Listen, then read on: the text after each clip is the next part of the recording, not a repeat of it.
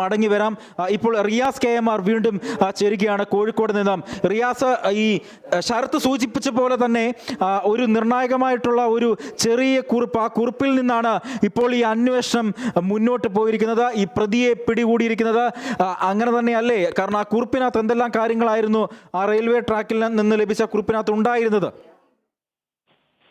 Aji, railway ട്രാക്കിൽ നിന്നും കുറിപ്പ് ലഭിക്കുന്നത് ഈ സംഭവം നടന്ന് ഈ സംഭവത്തിന് ശേഷം രണ്ടുപേരെ കാണാനില്ല എന്നൊരു വിവരം ലഭിക്കുന്നു. അതിനുശേഷം കോഴിക്കോട് സിറ്റി പോലീസ് കമ്മീഷണറുടെ നേതൃത്വത്തിൽ ആ രണ്ടുപേർക്ക്, പ്രത്യേകിച്ച് മട്ടന്നൂർ പാലോട്ടുപള്ളി സ്വദേശിനി റഹ്മത്തിനും അവരുടെ അനുജത്തിയുടെ മകൾ 2.5 വയസ്സുകാരി സഹറയ്ക്കും വേണ്ടിയിട്ടുള്ള ഒരു അന്വേഷണം നടക്കുന്നു. അങ്ങനെ എലത്തൂർ റെയിൽവേ സ്റ്റേഷന്റെ പരിസരങ്ങളിൽ, കോരപ്പുഴ മുതൽ എലത്തൂർ റെയിൽവേ സ്റ്റേഷന്റെ പരിസരങ്ങൾ വരെ പോലീസ് പുലർച്ചെ പാതിരാവിൽ പോലും അന്വേഷണം നടത്തുന്നു. ആ അന്വേഷണത്തിലാണ് 3 മൃതദേഹങ്ങൾ കണ്ടെത്തുന്നത്. ആ മൃതദേഹങ്ങൾ കണ്ടെത്തിയതിനെ തുടർന്ന് നടത്തിയ തിരച്ചിലിലാണ് അതിന്റെ സമീപത്തായി ഏകദേശം വിലത്തൂർ റെയിൽവേ സ്റ്റേഷനിൽ നിന്നും ഒരു 100-150 മീറ്റർ ഈ പരിധിയിൽ നിന്നാണ് ഇത്തരത്തിലുള്ള ബാഗ് കണ്ടെത്തുന്നത്. ആ ബാഗ് സംശയാസ്പദമായി കണ്ടെത്തുകയും അത് പ്രതിയുടേതാണെന്ന് ഉള്ള ഒരു നിഗമനത്തിൽ അന്വേഷണ സംഘം, ആ സമയത്ത് പ്രത്യേക അന്വേഷണ സംഘം രൂപീകരിക്കപ്പെട്ടിട്ടില്ല എങ്കിലും RPF-ഉം ഒപ്പം തന്നെ പോലീസും, കേരള പോലീസും സംയുക്തമായി നടത്തിയ അന്വേഷണമായിരുന്നു അത്. ആ ഒരു അന്വേഷണത്തിൽ ഈ ബാഗ് കണ്ടെത്തി ആ ബാഗിൽ നിന്നാണ് ഇത്തരമൊരു ഞാൻ ഒരു നിമിഷം റിയാസ്, ശരത്തിലേക്ക് കൂടി ഒന്ന് പോവുകയാണ്. ഏറ്റവും പുതിയ വിവരം ശരത്തും ഇപ്പോൾ അപ്ഡേറ്റ് ആയി നൽകിയിട്ടുണ്ട്. ഈ പ്രതി രത്നഗിരിയിൽ എത്തിയത് ട്രെയിൻ മാർഗം പ്രതിയുടെ ചിത്രം ദൃക്സാക്ഷികളെ കാണിച്ചു എന്ന് ശരത്ത് റിപ്പോർട്ട് ചെയ്യുന്നു. ശരത്ത്, ഈ ദൃക്സാക്ഷികൾ പ്രതിയെ തിരിച്ചറിഞ്ഞിട്ടുണ്ട് എന്ന് ഈ ഘട്ടത്തിൽ മനസ്സിലാക്കാൻ കഴിയുമല്ലേ? അങ്ങനെ തന്നെയാണ് മനസ്സിലാക്കേണ്ടത്. ഈ പ്രതിയുടെ ചിത്രം ദൃക്സാക്ഷികളെ കാണിച്ചു എന്നുള്ളതാണ് പോലീസ് ഉദ്യോഗസ്ഥരിൽ നിന്ന് നമുക്കിപ്പോൾ ലഭിച്ചിരിക്കുന്ന വിവരം. ഈ ദൃക്സാക്ഷിയായ റാസിക്കിനെ ഈ ഷാറൂഖ് സൈഫിയുടെ ചിത്രം കാണിച്ചു എന്നും ഇയാൾ തിരിച്ചറിഞ്ഞു, ഈ പ്രതി ആണ് ഈ കൃത്യം നിർവഹിച്ചത് എന്നുള്ളത് തിരിച്ചറിഞ്ഞു എന്നുമുള്ള വിവരങ്ങൾ കൂടി ലഭിക്കുന്നുണ്ട്. അതോടൊപ്പം തന്നെ മറ്റൊരു കാര്യം, ഇയാൾ ട്രെയിൻ മാർഗമാണ് ഇത്തരത്തിൽ ഈ രത്നഗിരിയിലേക്ക് എത്തിയത് എന്നുള്ളതാണ് അറിയാൻ വേണ്ടി പറ്റുന്നത്. നമുക്കറിയാം, രത്നഗിരിയിലൂടെ ഏറെ ട്രെയിനുകൾ, ഏറെക്കുറെ ഈ കൊങ്കൺ ഭാഗത്തു കൂടിയുള്ള എല്ലാ ട്രെയിനുകളും പോകുന്ന വഴി എന്നുള്ള നിലയിൽ രക്ഷപ്പെടാനുള്ള ഒരു എളുപ്പമാർഗം എന്നുള്ള നിലയിലാണ് ഇയാൾ ഈ രത്നഗിരിയിലേക്ക് ട്രെയിൻ മാർഗം എത്തിയത്. ഏറെക്കുറെ എല്ലാ ട്രെയിനുകളും രത്നഗിരിയിൽ സ്റ്റോപ്പുണ്ട്. അതുകൊണ്ട് തന്നെ ആ ഒരു സാധ്യതകളൊക്കെ മനസ്സിലാക്കിയാണ് ഇയാൾ ഈ രത്നഗിരിയിൽ ഇറങ്ങുകയും അവിടെ ചികിത്സ തേടുകയും ചെയ്തത് എന്നാണ് മനസ്സിലാക്കേണ്ടത്. ഇനി ഈ നിലവിലെ സാഹചര്യത്തിൽ ഈ രേഖാചിത്രവുമായി ബന്ധപ്പെട്ട് ഇയാളുടെ ചിത്രം, ഇപ്പോൾ പ്രതിയുടെ ചിത്രം പുറത്തു വന്ന ഒരു സാഹചര്യത്തിൽ അത് ദൃക്സാക്ഷിയെ കാണിച്ച് ഒരു വെരിഫിക്കേഷൻ നടത്തുക എന്നുള്ള ഒരു കടമ പോലീസിനെ സംബന്ധിച്ചിടത്തോളം ഉണ്ടായിരുന്നു. അതിലും പോലീസിനെ സംബന്ധിച്ചിടത്തോളം ഈ പ്രതിയിലേക്ക് തന്നെ കാര്യങ്ങൾ എത്തുന്ന സാഹചര്യമാണ് ഉണ്ടാവുകയും ചെയ്തിരിക്കുന്നത്. അങ്ങനെ തന്നെ നമുക്ക് ഈ ഘട്ടത്തിൽ വിലയിരുത്താൻ കഴിയും. വീണ്ടും റിയാസിലേക്ക് പോവുകയാണ്. റിയാസിന് തുടരാം. അജി, അങ്ങനെ ഈ ബാഗിൽ നിന്നും ഒരു കുറിപ്പ് കണ്ടെത്തുന്നു, ഒരു നോട്ട്ബുക്ക് കണ്ടെത്തുന്നു. ആ നോട്ട്ബുക്കിൽ പ്രധാനമായും എഴുതിയിട്ടുണ്ടായിരുന്നത് ഇംഗ്ലീഷിലും ഹിന്ദിയിലുമായിട്ടുള്ള കുറിപ്പുകളാണ്. ആ കുറിപ്പിലാണ് ഈ ഷാറൂഖ് സൈഫിയുടെ പേര് കാർപ്പന്റർ എന്ന് രേഖപ്പെടുത്തിയ നിലയിൽ കണ്ടെത്തിയിരുന്നു. ഒപ്പം തന്നെ മറ്റു ചില പേരുകളും കാഫിർ ഉള്ള പേരുകൾ അതിനകത്ത് ഉണ്ടായിരുന്നു.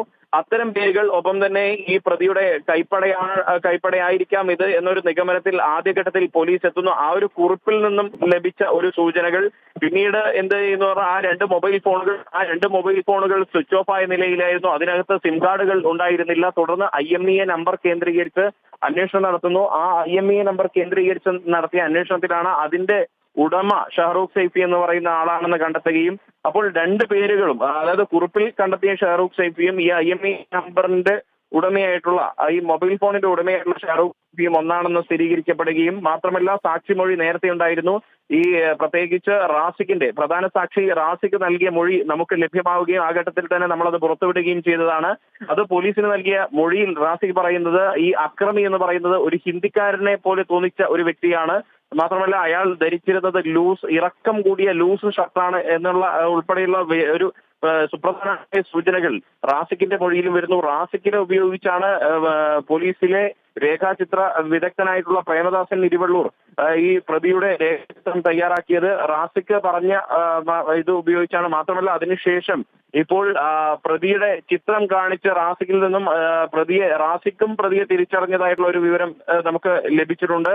അപ്പോൾ അത്തരത്തിൽ എന്തായാലും പ്രതിയെ തിരിച്ചറിഞ്ഞിരിക്കുന്നു. പ്രതിയാണ് മഹാരാഷ്ട്രയിൽ പിടിയിലായത്. അത് ഷാറൂഖ് സൈഫിയാണെന്ന ഒരു ഔദ്യോഗിക സ്ഥിരീകരണങ്ങൾ ഇപ്പോൾ എന്തായാലും വന്നിരിക്കുന്നു എന്നുള്ളതാണ്. മഹാരാഷ്ട്ര ATS ഒപ്പം തന്നെ കേന്ദ്ര ഇന്റലിജൻസും സംയുക്തമായി പിടികൂടുന്ന ഒരു സാഹചര്യം RPFന്റെ കൂടി സഹായം ഇക്കാര്യത്തിൽ ലഭിച്ചിട്ടുണ്ട് എന്നുള്ളതാണ്. ഒരു സംയുക്തമായ ഒരു അന്വേഷണം, ആ സംയുക്തമായ ഒരു അന്വേഷണത്തിലാണ് ഇപ്പോൾ പ്രതിയെ പിടികൂടിയിരിക്കുന്നത് എന്ന വിവരമാണ് ഈ ഘട്ടത്തിൽ നമുക്ക് ലഭിക്കുന്നത്. അതുപോലെ തന്നെ ഈ പ്രതിയെ കേരളത്തിലേക്ക് എത്തിക്കുമെന്നാണ് ഇപ്പോൾ നമുക്ക് ഈ ഘട്ടത്തിൽ നിന്നും തിരുവനന്തപുരത്ത് നിന്ന് ശരത്ത് റിപ്പോർട്ട് ചെയ്യുന്നത്. ഈ പ്രതി എത്തിയത് ട്രെയിൻ മാർഗമാണ് രത്നഗിരിയിൽ എത്തിയിരിക്കുന്നതും. ഈ കോഴിക്കോട് നിന്നുള്ള അന്വേഷണ സംഘം പ്രത്യേകിച്ച് എന്താണ് പറയുന്നത്? ഇനി തെളിവെടുപ്പ് അടക്കമുള്ള കാര്യങ്ങളിലേക്കൊക്കെ വേണം. പ്രത്യേകിച്ച് ATSന്റെ തലവനായ P. വിജയൻ അടക്കം അവിടെ തങ്ങുന്ന ഒരു കാര്യങ്ങളൊക്കെയാണ് ഉള്ളത്. എന്താണ് അവിടെ നിന്നുമുള്ള വിവരങ്ങൾ? ADGP R. അജിത് കുമാർ ഒപ്പം തന്നെ ATSന്റെ തലവൻ IGP വിജയൻ അടക്കമുള്ളവർ കോഴിക്കോട് ക്യാമ്പ് ചെയ്തുകൊണ്ടുള്ള ഒരു അന്വേഷണത്തിലാണ് ഉള്ളത്. മാത്രമല്ല എടുത്തു പറയേണ്ടത്, ഈ പ്രത്യേക അന്വേഷണ സംഘം രൂപീകരിക്കുന്നതിന് മുൻപ് ATSന്റെ തലവനായിട്ടുള്ള IGP വിജയൻ കോഴിക്കോട് എത്തുകയും അത്തരം വിവരങ്ങൾ മറ്റ് ATSന്റെ മറ്റ് സംസ്ഥാനങ്ങളിലെ ഘടകങ്ങൾക്കും നൽകിക്കൊണ്ട് ഒരു ഊർജിതമായ ഒരു അന്വേഷണത്തിന് അദ്ദേഹം നിർദ്ദേശം നൽകുകയും അദ്ദേഹം അതിന് ഉതകുന്ന വിവരങ്ങൾ ശേഖരിച്ച് അവർക്ക് കൈമാറുകയും അദ്ദേഹം എന്ന് പറയുന്നത് അദ്ദേഹത്തിന്റെ നേതൃത്വത്തിലുള്ള സംഘം കൈമാറുകയും ചെയ്തിരുന്നു. അപ്പോൾ ഒരു വളരെ കൃത്യമായ ആ ഒരു ഒരു അന്വേഷണമാണ് ഈ സംഭവത്തിൽ നടന്നിരിക്കുന്നത്. മാത്രമല്ല ഇപ്പോൾ പോലീസുമായി ബന്ധപ്പെട്ടപ്പോൾ നമുക്ക് ലഭിക്കുന്ന വിവരം, പ്രതിയെ കൈമാറി ലഭിച്ച ശേഷം ഇനി കോഴിക്കോടേക്ക് എത്തിക്കും. കോഴിക്കോടേക്ക് എത്തിച്ചാൽ ആദ്യഘട്ടത്തിൽ ചോദ്യം ചെയ്യലാവും. ചോദ്യം ചെയ്തതിനു ശേഷമായിരിക്കും പ്രതിയെ പിന്നീട് തെളിവെടുപ്പിനായി എലത്തൂർ റെയിൽവേ സ്റ്റേഷനിൽ എത്തിച്ച്, മാത്രമല്ല ഈ സംഭവം നടന്ന കോരപ്പുഴ പാലം മുതൽ എലത്തൂർ റെയിൽവേ സ്റ്റേഷന്റെ പരിധി വരെയുള്ള സ്ഥലങ്ങളിൽ എത്തിക്കുകയും അതിനുശേഷം തെളിവെടുപ്പ് നടത്തുകയും ചെയ്യും. ഒരുപക്ഷെ തുടർന്ന് വൈദ്യപരിശോധനയ്ക്ക് വിധേയനാക്കിയ ശേഷമായിരിക്കും പ്രതിയെ കോടതിയിൽ ഹാജരാക്കി റിമാൻഡ് ചെയ്യുന്നതടക്കമുള്ള നടപടികൾ സ്വീകരിക്കുക എന്നാണ് നമുക്ക് ലഭിക്കുന്ന വിവരം.